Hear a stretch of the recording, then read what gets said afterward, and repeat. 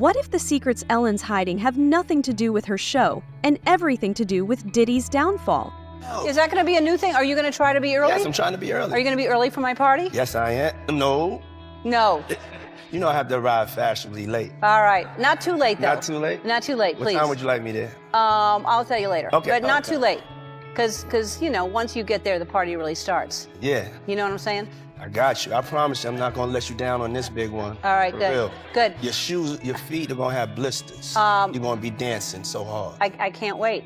The latest episode of The Joe Rogan Experience was live, and as usual, the conversation was flowing with a mix of intrigue, skepticism, and just the right touch of conspiracy. So weird when you see, like, a lot of people saying that someone who seems so nice is not nice at all. She doesn't seem nice, but that people have a very poor judge of character. She doesn't seem nice. It seems forced. People that are like that all the time, she doesn't seem nice. It's very forced. And whatever, you're allowed to be a bitch, right? You're allowed to be nasty to people. You're accomplished. You're a comedian. You did the whole thing. What you're not allowed to do is have a Guantanamo Bay situation in the backstage of your show where everybody's walking around afraid for their life, and it's like Abu Ghraib where they're hooked up to wires and they Dogs have like around them. Yeah, she's got dogs and hoods. If an intern's late, they have a hood on. I don't support that. That's Standing on just a me. bucket. Yeah. Yeah, I'm with you. Yeah, I mean, you know, I You wish think her she's the best. She's around for too long. James Fallon, Corden. all these people, walk away. You've been famous forever. Walk away. Like, eventually, everybody, they're just going to figure it out. Now, Fallon's on an apology tour because of the blackface. Like, Is he? Well, he was. Like, he had to go around and apologize a million times for, like, they're going to find the thing if you don't go away. You gotta have a good run, and then when you have a good run, you step back and you go, okay, I'm still gonna do my thing, but like I'm not. I mean, there's only a few jobs in entertainment, right? Right. So I think a lot of the cancel culture is probably these mother want those jobs. Specifically, why did the beloved talk show host seem to vanish from public life shortly after Sean Diddy Combs found himself in legal hot water? Did you see what Ellen did? This is really, really kind of funny. She said, being stuck here in quarantine is like being in prison. I haven't changed my clothes in days, and everyone's gay. It's funny. It's funny. It's funny. And she got attacked. Do you think this is prison? My grandmother my died. You're living God. in a mansion. That kind of. But I think it's probably partly because that guy came out and said, "Hey, Ellen is mean. Post your stories about Ellen being mean." Do you see the stories? They're bad They were stories. nothing too bad, man. What was it? It was like, I came on her show, and before I left, she didn't say hi. It's like, oh. Ellen takes down video after jail joke about coronavirus self-quarantine. Oh, Ellen. Wow, she's shook. She's shook right now. Go to your Because- roots. You're a comic. Stand by it, man. Well, there's several other articles written about her being an asshole. Oh, being after mean? that. Yeah, because Listen, people capitalize. I've heard about it. I've heard of it. It's, in entertainment, it's all around. But it's like, Don't you also think that she's one of those tooth and claw, get to the top? That's why she became Ellen in the Correct. first place, and that makes a lot of enemies. she's A-type. She's an A-type Yeah. personality. It's her show. It's her way or the highway, and it rubs a lot of And- people wrong. The internet has been buzzing ever since Diddy's arrest made headlines. Allegations swirled around the hip-hop mogul, from financial misdeeds to connections with underworld figures. But Ellen, she was America's sweetheart. Or, at least, that's what her PR machine would have you believe. This is my first time on a talk show. What is it, Noah? My first time on a talk show. Oh, man. Welcome. You waving your grandpa? Yep. Yep, your grandpa's in the audience. Hi, Grandpa. So, you're in kindergarten. What are you learning in kindergarten? I think they're holding me, I don't know how many hours, probably like 11 hours. I don't know, it's like I was in prison for 10 days.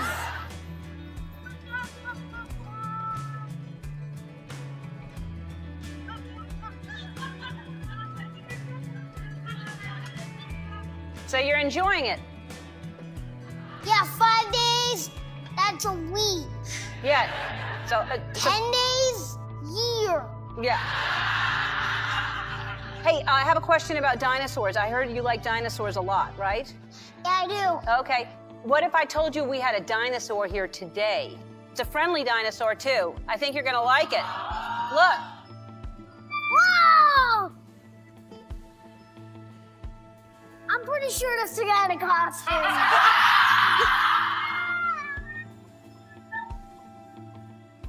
The allegations of a toxic workplace environment on The Ellen Show were just the tip of the iceberg. Was it mere coincidence that her downfall coincided with Diddy's legal drama, or was there something more sinister at play? A stunning development at the Ellen DeGeneres Show. An official investigation is underway after nearly a dozen complaints about a hostile work environment. If you're on daytime television every single day, I think it's really important to feel like there's someone that makes you feel like a pal, like a friend. I love making people happy. I always wanted to be the voice for people who felt like they didn't have a voice, because I know what that feels like. An investigation of this size could take anywhere from 3 to 6 months. This will consist of what I imagine will be thousands of hours of interviews. The internal investigation into Ellen's show was launched just days after BuzzFeed published this article describing what it called a toxic work culture. It claimed a former worker walked off the job because she was fed up with comments about her race. And others, according to BuzzFeed, said they were instructed by managers, quote, to not speak to DeGeneres if they saw her around the office. NBC News, citing a source, says Ellen herself is not part of the investigation.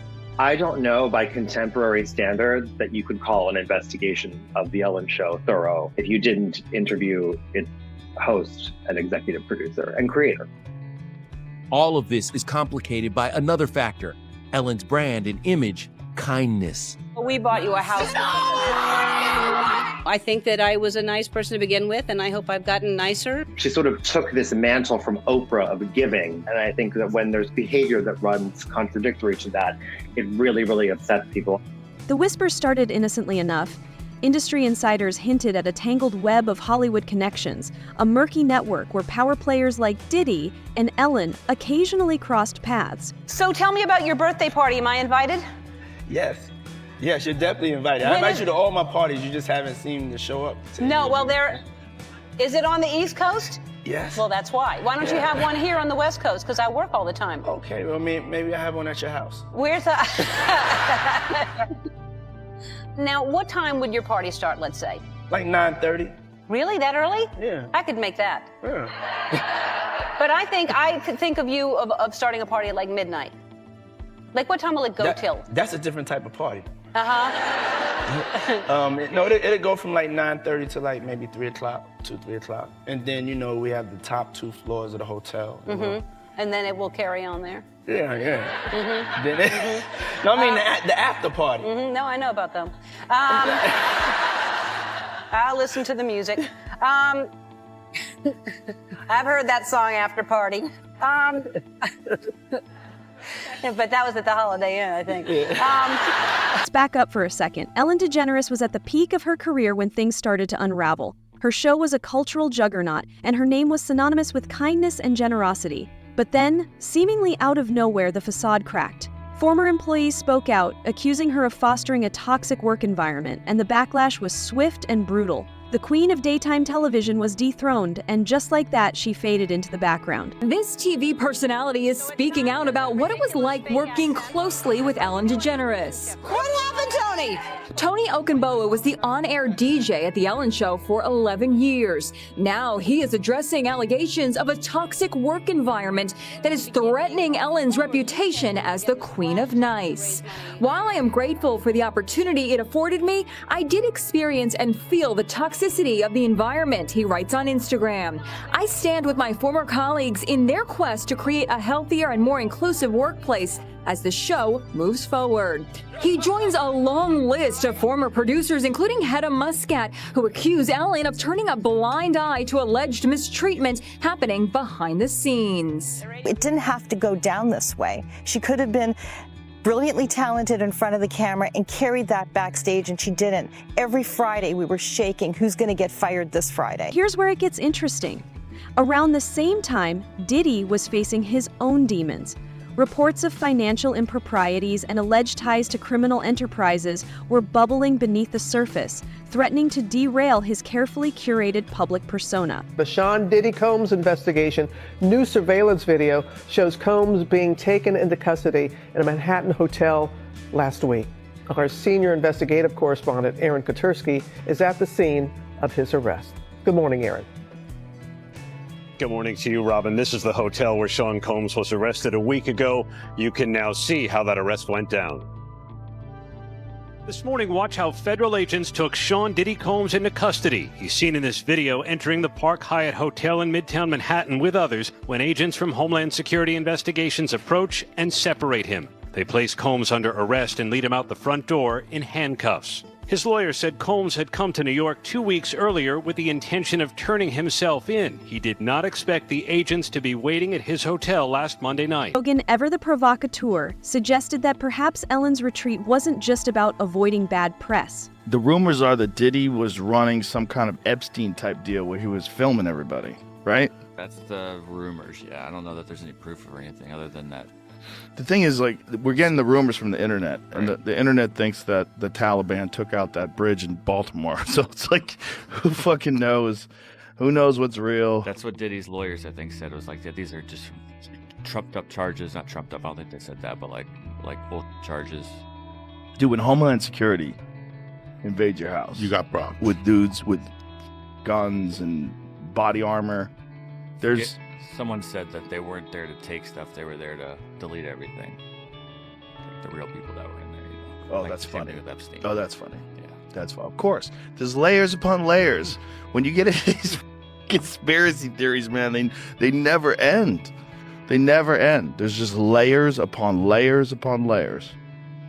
It's fun to talk about. It is fun to talk about. It's hard to know what's true. While there's no concrete evidence linking Ellen and Diddy in any meaningful way, the timing of their respective scandals is hard to ignore. Ellen DeGeneres celebrating her love story while also seemingly confirming her big move to the UK. I'll walk away really when I stop having fun. The former daytime talk show host sharing this sweet pic with her wife Portia de Rossi in the English countryside in honor of being together 2 decades. Writing 20 years ago today, we began this relationship not realizing what a long, beautiful adventure this would be. My wife, my best friend, the love of my life. Thank you for being you and loving me. So happy we get to travel and explore the world together in the next 20 years and looking forward to our first snowy Christmas. I'm really happy for every single thing that happened in my life. I'm happy for the times that were the hardest times of my life because I feel like that's what makes you, you know? Ellen's post coming just weeks after she reportedly told friends Donald Trump's re-election prompted her to, quote, get the hell out of the U.S., moving from her Montecito mansion to England. But turns out she was already house hunting ahead of the election. And she and Portia settled on a home she loved in the UK's Cotswolds region. Others proposed a more sinister angle, insinuating that the two were part of a covert network of Hollywood elites engaged in activities that wouldn't hold up to public scrutiny. Well, I've been around long enough to know that, you know, when there's smoke, you'll always find fire. And I think that, you know, with the market in our world being so cornered and you have this crew of people at the top who make all the decisions, I think, you know, it's like a house of cards. You know, when one falls, you know, the whole deck comes down. And so I think that we'll be seeing a lot of this. I think we'll be seeing a lot of celebrities. We'll be seeing a lot of people in power either step down or be exposed. And I think that's just where we are in this game. You know, I think a lot of people have a very long success story at times. And then sometimes that fall is harder. I mean, you can't kick everybody down. You know, everybody's innocent until proven guilty. And so the question is, what do we do now? How do we save the new future? How do we save our future entrepreneurs? You know, what are the roadmaps that we need to put together to not have this happen moving forward? Adding fuel to the fire was Diddy's enigmatic nature. Over the years, he has cultivated an image that oscillates between magnate and enigma. His media appearances often leave more questions than answers, with cryptic statements and evasive maneuvers that only deepen the mystery. Rogan touched on this during his podcast. P. Diddy definitely everybody and did this and everyone. And then we're like, well, how do you know? He's like, I read. Not really. It doesn't really mean anything. You're always reading somebody else's numbers. So what is? But that's what you can do in comedy. Is enough to checkmate most comedians? Yeah, like, yeah. I read and go, he does wrong. read. All right. Yeah. Well, it's just a funny thing to say because you could also be like admitting the ridiculousness of it yourself while saying, I read. You know, because it's kind of an admission. Like, I'm not there. I didn't go to the freak off. Yeah, I don't know hear what the somebody fuck came and goes, happened. I went to one of these parties, and man, P. Diddy was like, if you'll excuse me, I'm going to go Meek Mill in the butt. But, like, that's never going to happen. No one comes out and says So that. if you're looking at that, what makes you conclude that he definitely was doing that? Because he basically, the first time they ever met, he presented him with the Steele dossier, which had all of the dirt. That's the pee-pee stuff, right? Yeah, all the pee-pee in it. Or I shouldn't say there was no alleged, just piss. Russian piss. Yes, alleged Russian piss. Yes, that's the aspect Jay wants to make sure. Is that what collusion means? Something like that. And then he plays so dirty. They play dirty like a movie. Ellen, on the other hand, has always been a study in contrasts. Her public persona exudes warmth and humor, but the stories from behind the scenes paint a picture of someone far more complex. You know, these freak-offs that we're hearing about, I never heard the term freak-off ever, and I've been around for a long time, but we have heard of Freaknik, and if you think about Freaknik back in the day, Freaknik was a cultural destination where every rapper, every woman, everybody wanted to go to, where the purposes of flying to Atlanta was to go out there, have a good time, have sex, hook up with all these people. So that culture back in the 90s was something that the culture thrived on, and that was at a time we didn't have social media, Me Too, cancel culture, all those things. Now, fast forward, Vlad will tell you, there was lots of conversation when the Freaknik documentary came out because people didn't want to be associated with that era and time that they may have been participating in a time we're in now. And so where you see that people are shaming the freak-offs, there was a lot of these activities that have been happening over the decades. And now what the hip-hop community is resonating with is, who's next? How is it going to catch up with me? I don't want to be affiliated with it. There's a lot of Diddy friends that I can tell you whose names are being rumored to have been around these situations that are being extremely silent right now because it's almost like a contagious flu and they don't want to catch it. There's a thing that happens in that town, in that area, where the people that think outside of the norm say it in whispered, hushed tones. Mm-hmm. There's a certain ideology that's attached to that city, and it's not logical. It's a kooky, wacky, completely insulated left-wing view of the world, and they enforce it with an iron fist. And if you're not on that team, you don't get booked for things. You don't get picked for things. If you're someone who has conservative leanings, or you talk about there's projects you're never going to get. You're never going to be involved with. People they'll malign you, and without knowing you at all, be openly prejudiced about you. And so no one does it. So everyone who goes over there, who's just desperately trying to make it, they're desperately trying to get in movies, they're desperately trying to get a recording deal, whatever it is they're desperately trying to do. Mm-hmm. The last thing they want to do is do something and talk about something that's going to politically get them at odds with the people that run the studios. Mm-hmm. So no one does. Everybody just follows the same sort of wacky ideology that these people take from the universities. They go straight into working as a PA and straight into working for executives and producers, and all of those people are indoctrinated. They're all in this wild-ass cult of weirdness.